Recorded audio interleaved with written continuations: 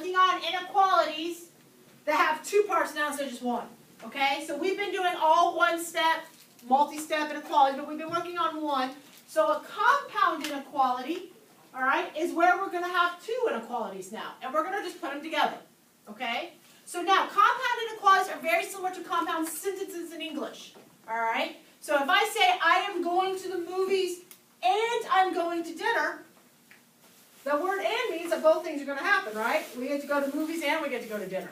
Okay? But if I take that word "and" out and put the word "or" in place of it, then it says I'm going to go to the movies or I go to dinner.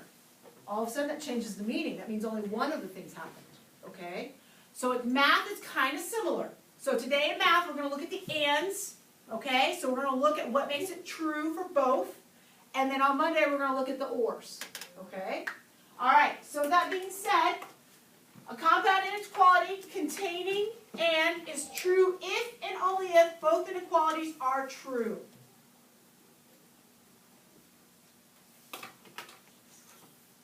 Okay? Okay, the graph of a compound inequality containing "and" is the, in the book they say intersection. We are going to talk in class about how they overlap. Okay, so that's our main question today, right here. Where do they overlap? And wherever they overlap is our answer, because that means it's going to be true for both inequalities. Those numbers will work for both. Okay, so that's what we're going to be looking for. Where do they overlap today?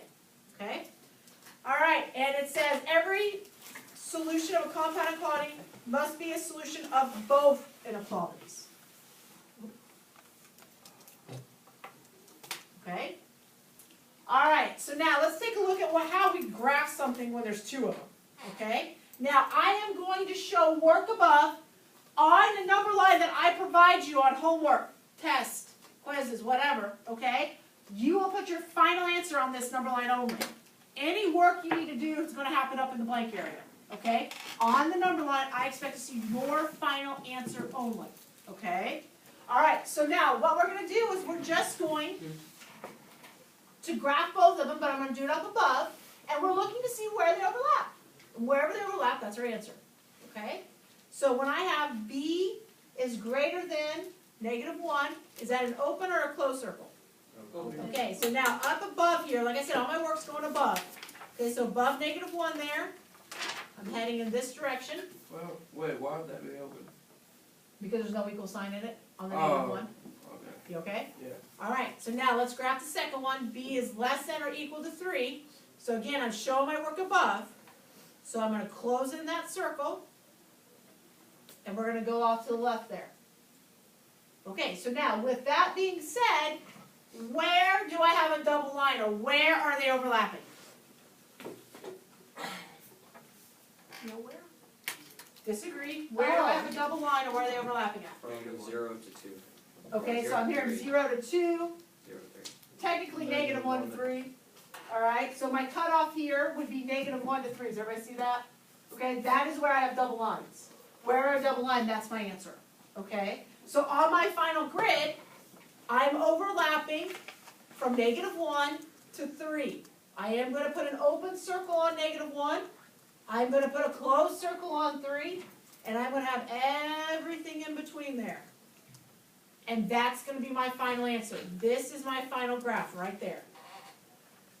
Okay, so I just put the work above, and then my final answer, where they overlap, is below. Okay? All right, does anybody have a question on that? Okay, so let's try another one. Okay, so at -3, open or closed here? Open. Open. We're heading off to the left there. Okay, on the 2, we're closed, heading off to the left. So in this case, they're going in the same direction, aren't they? Okay, so now, where do they overlap at?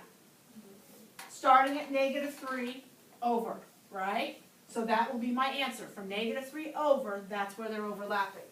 Okay, so down here on my grid, I've got an open circle on -3, everything in that direction. Again, your answer is just where do they overlap. Okay?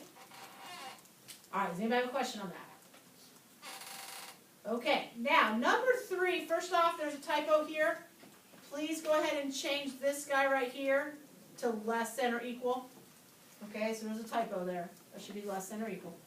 Okay, now, this is kind of funky. This is wrote a little different. Okay, so if I'm looking back here, it's got this and this. It shows you the two things. This guy is all shoved together. Our job when it's all shoved together is to break it apart. Okay? So how we're going to do that is we're going to take a look at the first part there. The middle will always be shared with both the outsides.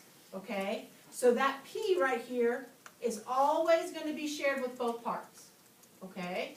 So when I write this out, this is -2 less than or equal to P and P less than 4.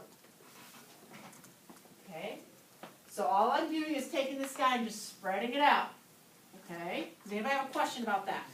Shares the middle? Okay, so what are you going to have to do on this guy before we can graph him? Oh, fix the, put the P first. Okay, so we're going to turn it around here. So I'm going to have P greater than or equal to -2. Right? Okay, so now, if I'm looking here, closed circle, right? Headed out. Open circle, heading out. Okay? So James, what do you think my final answer is going to look like here? Closed circle on -2, all the way through an open circle to 4. Very good. Okay.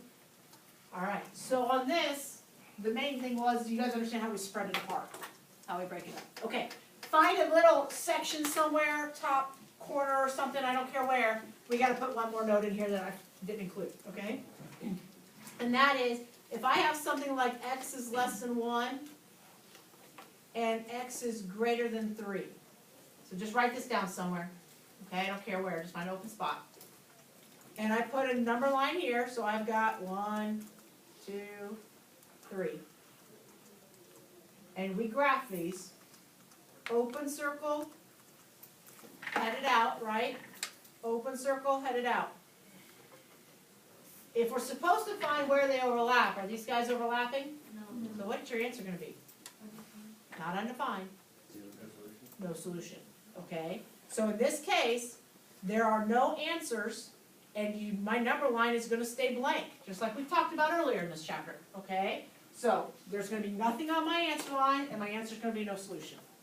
Okay? So if they don't overlap, it's okay. Don't worry about it. So no solution to move on. Okay? Anybody got a question on this so far? Okay, so now what they're going to do to you is they're going to go backwards. And they're going to say, okay, here's the picture. You write the inequality now. Okay? So now what we're going to do is I'm going to teach you how to write it. And an and statement typically, guys, will be wrote something kind of like this. It'll almost always be scrunched together, what I call scrunched together. It'll be something like this. Okay? You don't typically write the word and in an and statement. Okay, we usually push it all together. Okay, so with that being said, I'm going to kind of walk you through this. Okay, you're going to start with the smallest number. I'm literally just going to put this in order. Okay, so if I see this here, would you guys agree that any variable you want, let's just use x. I would have an open circle, and it would be -5. Does that make sense for this part right here? Okay, and then what would I write for this 0 down here? What would that be? X is what? Less than 3. Well, it can't be equal to, right? Oh, yeah. Okay, so it's going to be x is less than 0, right? Open circle, which way is it shaded? It's shaded on this side. Okay, this guy is an open circle. He's shaded that direction, so the arrow points that way. Does everybody see that? Okay, so now we got to figure out how do we bring these two together. We already talked about that they have to share the x, right? They share a middle. Okay, so with that being said, you're always going to have your variable in the middle. Okay, and then what I'm going to do is I just leave it right in order. -5 is my cutoff on this side. 0 is my cutoff on this side, okay? So I've got -5 on this side, 0 on this side. Okay? Now, what has to happen to my inequality symbol here if I'm flipping it technically? What's happening there?